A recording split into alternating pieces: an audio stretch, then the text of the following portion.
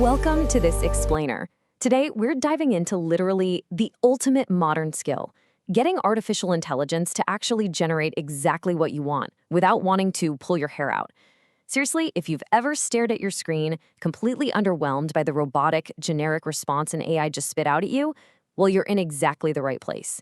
We are going to break down, step by step, exactly how effective AI prompting works. YouTuber Varun Maya makes a pretty bold claim about this. He says 99% of you prompt AI wrong. Now, I know that sounds intense, but think about it. If your AI outputs constantly sound like some robotic intern spouting generic cliches, always talking about unlocking the power or creating a seamless experience, then you're probably stuck in that 99%. It is super frustrating, I get it, but the good news? It's entirely fixable.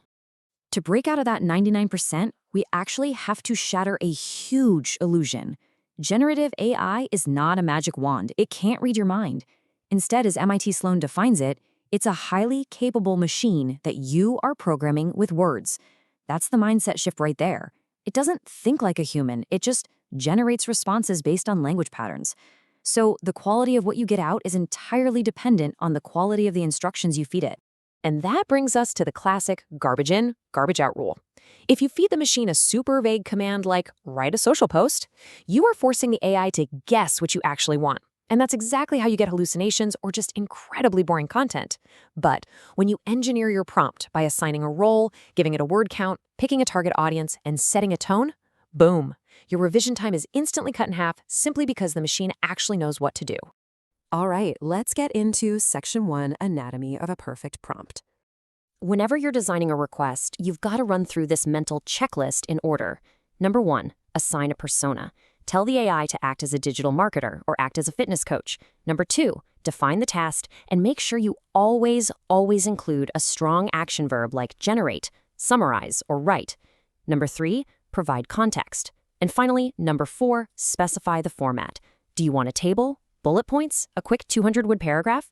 Nailing these 4 points changes the game entirely.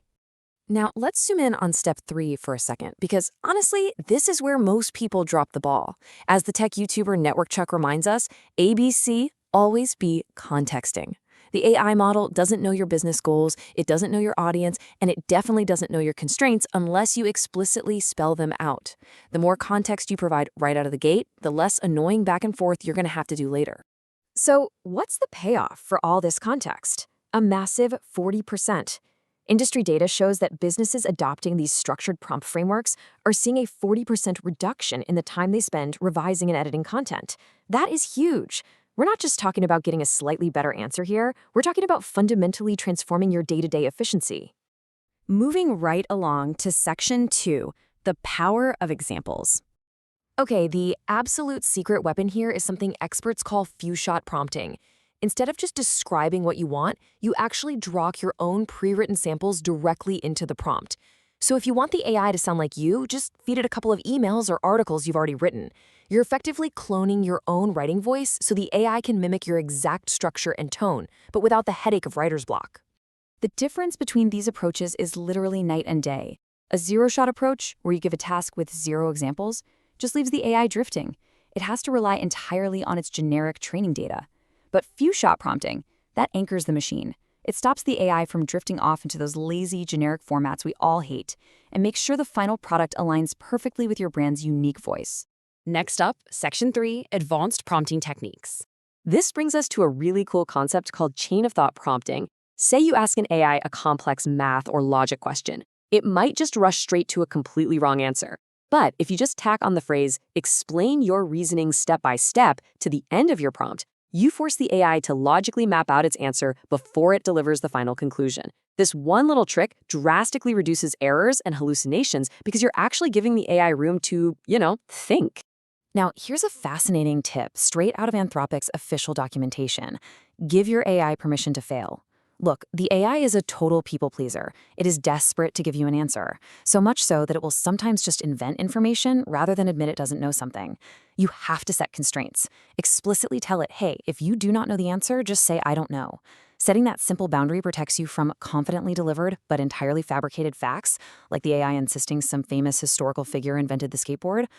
And if you ever find yourself just staring at a blank screen, You absolutely need to use this. It's called metaprompting. This is the ultimate cheat code where you basically make the AI your co-pilot. Instead of struggling to write the perfect prompt all by yourself, you just ask the AI to evaluate, improve, or even completely build the prompt for you. It's prompting about prompting, and it's brilliant. You can literally turn the tables on the machine. Just tell it, hey, I want to write a prompt for a marketing campaign. Ask me clarifying questions first. The AI will then actively interrogate you about your goals, your target audience, and your constraints before it even tries to generate the final output. It's a surefire way to guarantee you haven't missed any crucial details. Which leads us perfectly into Section 4, Iterate and Refine. Please, whatever you do, don't start from scratch every time the AI gets something a little wrong. You've got to treat it like a teammate in a feedback loop. Use rapid-fire conversational commands to tweak the output. Tell it to simplify the text. Ask it to add some emojis. Point out specific mistakes so it can fix them, or tell it to tighten up the word count. You're not just accepting what it gives you, you are actively sculpting the text in real time. This exact workflow is what sequential prompting looks like in action. You start off with a pretty broad request, then you inject user feedback and constraints, and by the end, you wind up with a highly specific, structured prompt. High-quality outputs are honestly never an accident. They are the direct result of continuous, targeted refinement. So, as you make this transition from a frustrated user into a master prompt engineer, it leaves us with a pretty fascinating question to think about. If the AI is doing the actual writing, but you are the one doing the engineering, providing all the context, and refining the logic, who's really the creator here? It fundamentally shifts how we view human and machine collaboration. Because at this point, you aren't just a user anymore, you are a director. Thanks so much for joining me for this explainer, and hey, happy prompting.